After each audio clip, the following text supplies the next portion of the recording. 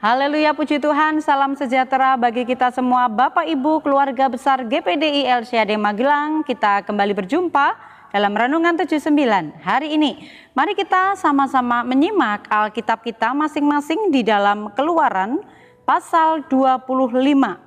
Keluaran 25 ayat 1 sampai ayat 7. Berfirmanlah Tuhan kepada Musa, katakanlah kepada orang Israel supaya mereka memungut bagiku persembahan khusus dari setiap orang yang terdorong hatinya. Haruslah kamu pungut persembahan khusus kepadaku itu.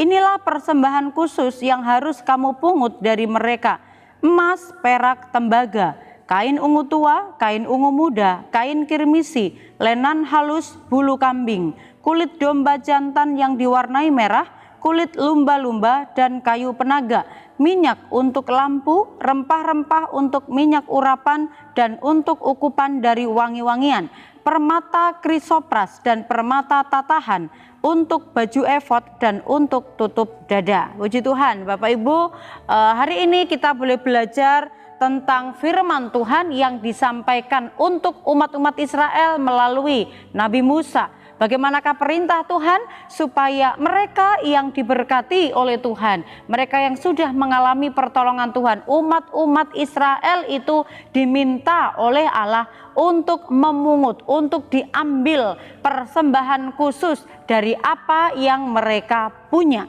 Firman Tuhan kepada Musa ini adalah merupakan sebuah pesan yang juga harus diperhatikan oleh umat-umat Israel mengenai persembahan khusus bagi Tuhan. Saya memberikan tema firman Tuhan hari ini yaitu persembahan khusus. Ya. Nah, persembahan khusus ini Bapak Ibu berbeda dengan perpuluhan seperti yang tertulis di dalam kitab Maleaki. Kalau perpuluhan ini sifatnya adalah kita diberkati kemudian kita mengembalikan 1/10 dari apa yang kita terima dari berkat itu. Kita kembalikan untuk Tuhan karena 1/10 dari berkat kita itu adalah milik Tuhan dan harus kita kembalikan kepada Tuhan. Tetapi persembahan khusus ini adalah persembahan yang diberikan karena oleh dorongan hati untuk kelengkapan pelayanan pekerjaan Tuhan. Nah, persembahan khusus ini sifatnya berbeda dengan persembahan perpuluhan, berbeda dengan persembahan-persembahan yang lainnya.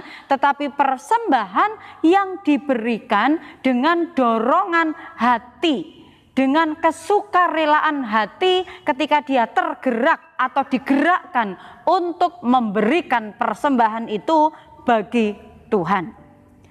Nah, kemana persembahan itu diberikan?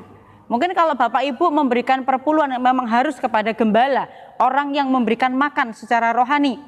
Karena beliau adalah tangannya Tuhan, beliau adalah alatnya Tuhan, suaranya Tuhan. Dan firman yang kita terima itu adalah merupakan makanan rohani. Dan di mana kita mendapatkan makanan rohani, di situ kita akan mengembalikan perpuluhan miliknya Tuhan, ya. Nah, tetapi persembahan khusus ini Bapak Ibu kita dapat berikan atau persembahkan bisa melalui gereja, bisa melalui persembahan diakonia yang disalurkan kepada orang-orang yang tidak mampu itu. Bisa juga persembahan khusus ini kita persembahkan dengan memberi kepada yayasan sosial, ya, atau panti jompo, panti asuhan dan sebagainya. Bisa juga kita memberikan persembahan itu kepada hamba Tuhan. Juga bisa kita berikan kepada fakir miskin atau orang-orang yang tidak mampu. Nah, karena persembahan khusus ini sifatnya adalah persembahan yang diberikan karena dorongan dari hati, digerakkan oleh Tuhan, misalnya aku harus memberikan seseorang dan lain sebagainya, maka mungkin kita berkata, apa yang harus saya persembahkan? apa bentuk dari apa yang harus saya berikan ya. Nah, karena persembahan khusus ini sifatnya bukan mengikat atau bukan kewajiban, tetapi dorongan sukarela dari hati, maka bentuk persembahan khusus ini kalau kita pilah ya, pada waktu Tuhan menyampaikan kepada Nabi Musa untuk disampaikan kepada umat-umat Israel, ayat yang ketiga itu dikatakan mereka harus memungut persembahan khusus itu. Persembahan khusus yang dipungut itu adalah dari emas, perak, tembaga ya, di ayat yang ketiga. Nah, ini adalah emas, perak, tembaga ini memiliki harga ya. Ini bisa berupa uang, bisa kita artikan berupa uang. Bapak Ibu bisa memberikan persembahan khusus itu berupa uang. Baik itu untuk perawatan gereja, baik itu mungkin Bapak Ibu memberikannya untuk diakonia, atau mungkin Bapak Ibu memberikan kepada hamba Tuhan karena tergerak memberikannya ya. Atau mungkin kepada yayasan, atau Bapak Ibu mungkin, oh tetanggaku ada yang tidak mampu, aku memberikannya itu. Memberikan sebagai bantuan, kerelaan, didorong oleh kerinduan. Karena ingin memberi kepada Tuhan melalui siapa? Melalui orang yang kita anggap itu adalah alatnya Tuhan, sebagai kita memberikan persembahan kepada Tuhan ya. Kemudian ayat 4 sampai ayat yang ke-7, apa bentuk persembahan khusus itu? Selain uang, Bapak Ibu, kita bisa memberikan persembahan itu mungkin berupa benda atau berupa barang, atau juga bisa berupa baju, bisa berupa makanan ya. Bapak Ibu mungkin ingin memberikan sesuatu kepada seseorang, ingin memberikan sesuatu kepada hamba Tuhan, oh ingin menyumbang mungkin bahan-bahan makanan kepada sebuah panti dan lain sebagainya, itu bisa kita persembahkan, kita berikan sebagai persembahan khusus bagi Tuhan. Kemanapun arahnya kita memberikan persembahan khusus itu Bapak Ibu adalah tentunya didasari dengan motivasi atau dengan hati yang benar. Yaitu apa? Hati yang tertuju kepada Tuhan, bukan kepada manusia. Firman Tuhan berkata, apapun yang kau lakukan, lakukan itu seperti untuk Tuhan. Jadi waktu kita memberikan persembahan yang didasari oleh dorongan hati, kerelaan hati, ingin memberi, maka sifat kita memberi itu adalah kita memberi karena Tuhan. Dasar kita memberikan persembahan khusus bagi Tuhan ini apa Bapak Ibu? Ada banyak macam-macam alasan ya orang itu memberikan persembahan. Bisa, yang pertama yang saya catat, bisa sebagai bentuk ucapan syukur. Oh, saya sudah diberkati, saya ingin memberikan berkat ini sebagian kepada panti asuhan. Oh, saya sudah diberkati dengan kesehatan, saya sudah disembuhkan dari sakit. Saya ingin memberikan persembahan syukur kepada Tuhan dengan membantu orang yang miskin, orang yang tidak mampu. Dan saya memberikan itu sebagai persembahan syukur kepada Tuhan. Persembahan khusus yang bisa kita berikan kepada siapa saja yang kita anggap perlu, yang kita anggap itu adalah sebagai pelayanan pekerjaan Tuhan.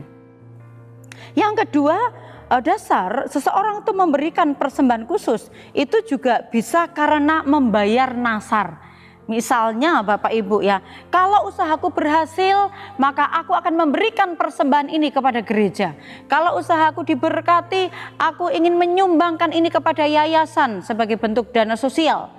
Memberikan kepada diakonia untuk membantu orang-orang yang tidak mampu. Atau juga bisa berdasar kalau aku disembuhkan dari sakit, maka aku akan mempersembahkan persembahan khusus itu bagi Tuhan. Aku akan memberikan itu kepada gereja. Ya, dalam gereja persembahan Bapak Ibu itu sudah diatur sedemikian rupa sesuai dengan masing-masing keperluannya, keperluan gereja, keperluan diakonia, keperluan membantu gereja-gereja lain atau orang lain yang membutuhkan. Semua yang Bapak Ibu persembahkan, kalau kita mempersembahkannya untuk Tuhan, Tuhan akan pasti memberkati Bapak Ibu semua ya. Nah, Ulangan 23 ayat yang ke-21 di sana, kalau misalnya kita memberikan persembahan sebagai bentuk nasar, kita sudah bernasar, maka kita harus membayar nasar itu kepada Allah. Jangan sampai kita menunda-nundanya untuk melakukannya. Ya, nasar itu hubungannya antara kita dengan Tuhan, maka kita harus membayarnya. Jikalau kita membawa persembahan khusus itu sebagai bentuk nasar kepada Tuhan, maka kita harus membayarnya ya. Nah, persembahan khusus ini diberikan secara pribadi oleh seseorang, didasari oleh dorongan dari hati untuk dapat memberikan, untuk dapat mempersembahkan dengan hati yang tertuju kepada Tuhan, hati yang rela, hati yang dipenuhi dengan sukacita. Jadi diberikannya karena kita mengasihi Tuhan. Nah, bagaimanakah sikap kita saat kita memberi itu, Bapak Ibu? Yang pertama adalah kita harus dapat memberi dengan tulus ya. Tidak ada maksud dan tujuan lain. Tidak ada keinginan-keinginan di balik pemberian kita. Oh, supaya aku nanti dibales, diberkati, dibales, dikasih lagi sama orang yang kita bantu dan sebagainya ya. Jadi waktu kita memberi persembahan itu kita harus dengan didasari hati yang tulus kepada Tuhan. Tidak diumbar, tidak dipertontonkan di depan orang banyak. Tidak perlu diumumkan kepada orang tahu bahwa kita ini memberi persembahan, menolong atau membantu seseorang. Cukup diri kita sendiri dan Tuhan yang tahu ketika kita memberi persembahan itu. Matius 6 ayat yang ketiga sampai ayat yang keempat, di sana dikatakan, tetapi jika engkau memberi sedekah maka janganlah diketahui tangan kirimu apa yang diperbuat oleh tangan kananmu. Hendaklah sedekahmu itu diberikan dengan tersembunyi, maka Bapamu yang melihat yang tersembunyi akan membalasnya kepadamu. Tulus. Berarti kita tidak perlu siapa yang tahu, harus ada orang yang tahu, tidak perlu. Tapi kita tulus karena kita memberikannya dengan sukacita, dengan sukarela karena kita mengasihi Tuhan. Kemudian yang kedua selain tulus adalah dengan sukarela, yaitu memberi dengan sukarela ini sesuai dengan dorongan hati dan sesuai dengan kemampuan kita. Jangan kita memberi melebihi dari kemampuan kita sehingga kita sendiri mungkin tidak dapat menikmati berkat Tuhan karena kita memberi lebih dari yang seharusnya kita mampu ya. Nah, oleh karena itu Bapak Ibu, kalau kita memberi sebagai bentuk persembahan kepada Tuhan, tentunya apa yang kita beri dengan sukacita Tuhan pasti membalasnya. Dalam 2 Korintus 9 ayat 7, hendaklah masing-masing memberikan menurut kerelaan hatinya, jangan dengan sedih hati atau karena paksaan, sebab Allah itu mengasihi orang-orang yang memberi dengan sukacita. Jangan jemu-jemu ketika kita mau terus belajar memberikan persembahan kepada Tuhan. Jangan pernah kita bersedih hati ketika kita membawa persembahan bagi Tuhan. Karena dikatakan Allah yang tersembunyi akan membalasnya tepat pada waktunya. Jika sudah tiba waktunya, Tuhan sendiri yang akan membalas setiap persembahan-persembahan kita yang kita berikan dengan sukacita kepada Tuhan. Mari kita belajar memberikan, mempersembahkan persembahan yang terbaik buat Tuhan. Persembahan khusus adalah merupakan wujud nyata dari ungkapan iman kita, rasa syukur kita kepada Tuhan. Oleh karena itu, mari kita memberikan persembahan dengan sikap yang benar di hadapan Tuhan, dan pasti kalau kita memberikan dengan cara yang benar, sikap hati yang benar, itu akan mendatangkan berkat bagi kita dan menjadi berkat bagi orang lain semua. Tuhan memberkati. Mari kita sama-sama terima firman Tuhan ini dengan ucapan syukur. Mari kita berdoa. Terima kasih Tuhan, Engkau yang sangat mengasihi kami. Engkau yang menjadi sumber berkat kami. Engkau di atas segala-galanya, Engkau adalah sumber dan pusat dari persembahan-persembahan kami.